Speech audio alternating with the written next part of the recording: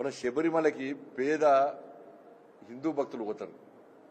తిండికి లేకున్నా, కుటుంబాన్ని పోషించుకునేటువంటి అవకాశం లేకున్నా కూడా ఆ స్వామివారిని తలిస్తే కొలిస్తే 41 రోజుల పాటు దీక్ష తీసుకొని మాల ధరించి ఆ స్వామివారిని వేరుకుంటే ఆ స్వామివారి కరుణా కటాక్షతో నేను అనుకున్న కోరిక తీరుతాయి, నేను ప్రశాంతంగా సుఖ సంతోషాలతో బతకొచ్చని చెప్పి ఒక విశ్వాసం నమ్మకంతో ఎన్ని కష్టాలైనా చలిలో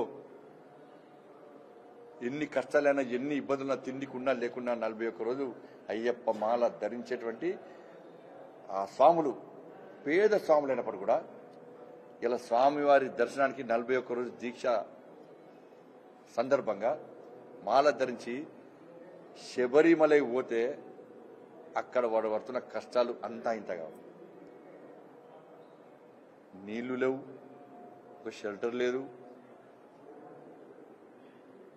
చలికి చస్తున్నారు అడకుగలు, చలికి చస్తున్నారు. కనీసం అక్కడ మూర్ఖత్వ ప్రభుత్వం కేరళలోని మూర్ఖత్వ కమ్యూనిస్టు ప్రభుత్వం ఇలా కనీసము అక్కడ అయ్యప్ప స్వామి భక్తులకు కనీస సౌకర్యాలు కల్పించలేని స్థితిలో ఉంది అంటే ఈ తెలుగు రాష్ట్రం నుంచి తెలంగాణ రాష్ట్రం నుంచి అనేక మంది పేద భక్తులు ఇవాళ చిన్న పెద్ద తేడా లేకుండా పోయి స్వామివారి దర్శనానికి పోతుంటే నిధులు విడుదల చేసి అక్కడ సౌకర్యాలు కల్పించే ప్రయత్నం చేసిన స్వాముల వారికి ఇక్కడ ఒక వర్గం ఓట్లు పోతాయి. ఇదేనా మీకు కావాల్సింది?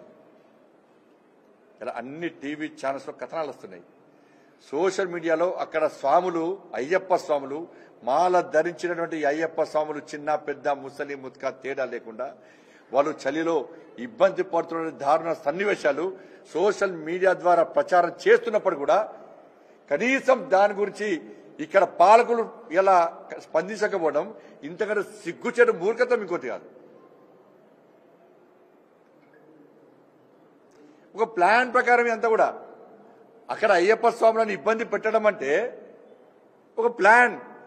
ఈ తెలుగు రాష్ట్రాల్లో సనాతన ధర్మాన్ని ఈ సనాతన ధర్మం విషయంలో హిందూ సమాజం యొక్క మత విశ్వాసాల విషయంలో దెబ్బతీయడానికి ఆ విశ్వాసాన్ని కోల్పోయే విధంగా ప్లాన్ ప్రకారము ఎక్కడెక్కడ ఏ ధార్మిక క్షేత్రాల్లో ఎక్కువ సంఖ్యలో హిందువులు వస్తున్నారో ఆ ధార్మిక క్షేత్రాలను వివాదాస్పదం చేయడం, ఒక చెడు వాతావరణం సృష్టించడం, దీని ద్వారా భక్తులు రాకుండా చేసే ప్రయత్నం. ఇది పూర్తిగా హిందూ సమాజాన్ని చులకన చేయడమే. తిరుపతిలో ఇప్పుడు పుల్లు వస్తాయి, తిరుపతిలో భక్తులకు కట్టలిస్తారు. పుల్లు వస్తున్నాయి రావద్దు, భక్తులు రావద్దు అని చెప్పి ఒక భయానక వాతావరణం సృష్టించి భక్తులు రాకుండా చేస్తున్నారు. తిరుపతికి కావాలని రాకుండా చేస్తున్నారు. తిరుపతి దేవస్థానంలో లక్షలాది మంది పోయే శబరిమలలో కనీస సౌకర్యాలు కల్పించకుండా భక్తులు రాకుండా అసౌకర్యాలు సృష్టించి నానా ఇబ్బందులు పెట్టి అయ్యప్ప మాల ధరించేటువంటి భక్తుల సంఖ్య తగ్గించడం, శబరిమలకి వచ్చే లక్షలాది మంది భక్తుల సంఖ్యలు తగ్గించడం, ఇది ప్రత్యక్షంగా పరోక్షంగా హిందూ ధర్మం మీద జరుగుతున్న దాడి. సనాతన ధర్మాన్ని నాశనం చేసే కుట్ర ఇది. పాలకులు స్పందించాలా దీని మీద?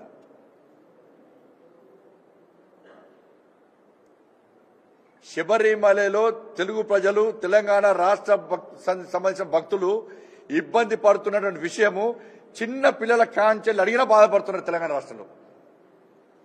ఒక అయ్యప్ప స్వామి అరే పాపం అయ్యప్ప స్వాములు శబరిమలలో బాధపడుతున్నారట, అయ్యప్ప స్వాములకు తినడానికి తిండి లేదట, తాగడానికి నీళ్ళు లేవట, చలిలో చచ్చిపోతున్నారట, కనీస సౌకర్యాలు లేవట అని చెప్పి చిన్న పసిపిల్లలు అడిగిన వాళ్ళు చెప్తున్నారు ఇవాళ.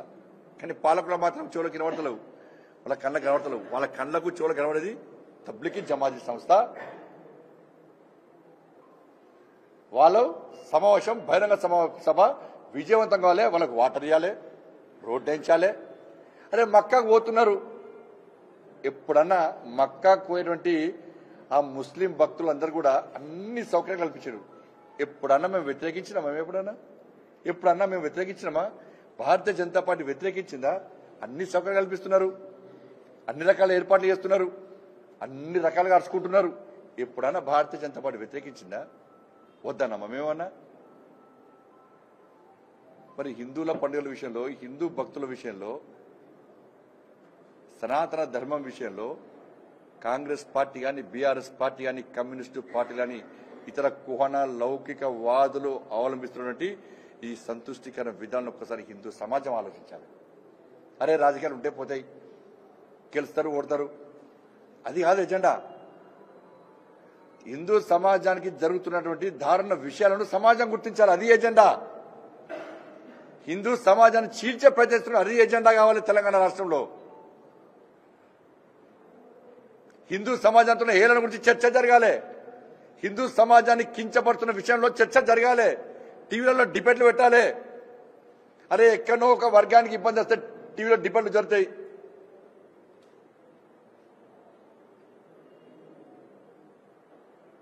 అక్కడ దయచేసి అన్ని రాజకీయ పార్టీ కార్యకర్తలకు విజ్ఞప్తి చేస్తున్నాం.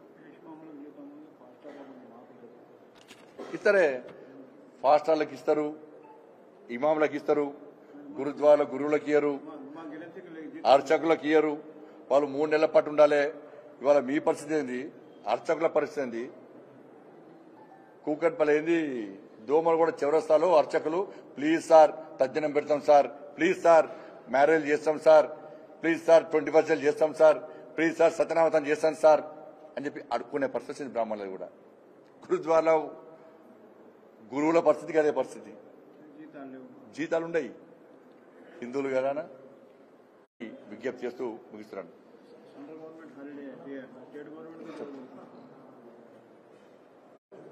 దాని ద్వారా లాభం జరిగిందంటే ఏం లేదు. మళ్ళా ఇప్పుడు సమగ్ర సర్వే పెడతారు, మళ్ళీ టైంపాస్, మళ్ళా సేమ్ టైంపాస్. 6 గ్యారంటీలు అమలు చేయలేని స్థితిలో సమగ్ర సర్వే పేరుతోని కాలయాపన చేయడం. కానీ ఈ ప్రభుత్వము పాత సమగ్ర సర్వే రిపోర్ట్ తెప్పించుకోవాలి. దాని ద్వారా ఎవరికి ఏం కొరగూరింది, ఇప్పుడు ఏం జరుగుతుంది చెప్పాలి. చెప్తే ప్రజలు సహకరిస్తారు. వాళ్ళు చేశారు కదా, వాళ్ళు చేసిన మేమేందుకు చేద్దంటే వాళ్ళ కరువు కాల్చి వాత పెట్టి ఇంట కూర్చోబెట్టారు. మీరు కూడా అదే పరిస్థితి కొని తెచ్చుకోవద్దు. ఎందుకంటే తెలంగాణ రాష్ట్ర అభివృద్ధికి భారతీయ జనతా పార్టీ రాజకీయాలను పక్కబెట్టి మీకు సహకరించడానికి ఏ పార్టీ అయినా సహకరించడం మేము సిద్ధంగా ఉన్నాం. మేము గతంలో బీఆర్ఎస్ పార్టీ ప్రభుత్వం ఉన్నప్పుడు కూడా స్పష్టం చేసినాం, మేము అభివృద్ధికి సహకరించినాం. కానీ బీఆర్ఎస్ పార్టీ అభివృద్ధికి సహకరించలే, సర్వనాశనం చేసింది. ఇలా కాంగ్రెస్ పార్టీ ప్రభుత్వం కూడా మేము చెప్తున్నాం పక్కా సహకరిస్తాం. ప్రభుత్వం ఏదైనా ప్రజలు తీర్పిచ్చారు, దాన్ని శిరస వహించాల్సిన బాధ్యత ప్రజాస్వామ్యవాదులపై ఉన్నది. కాబట్టి ఈ కాంగ్రెస్ పార్టీ ప్రభుత్వానికి తెలంగాణ రాష్ట్ర అభివృద్ధి విషయంలో తప్పకుండా మేము సహకరిస్తాం. మోడీ గారికి ఈ రాష్ట్రంలో ఆ పార్టీ ప్రభుత్వం ఉంది, ఈ మహారాష్ట్రంలో ఇంకో పార్టీ ప్రభుత్వం ఉంది, అది ఏముండదు.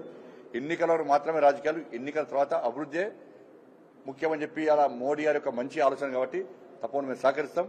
ఈ టైంపాస్ పాలిటిక్స్ చేయొద్దని చెప్పి మేము విజ్ఞప్తి చేస్తాం.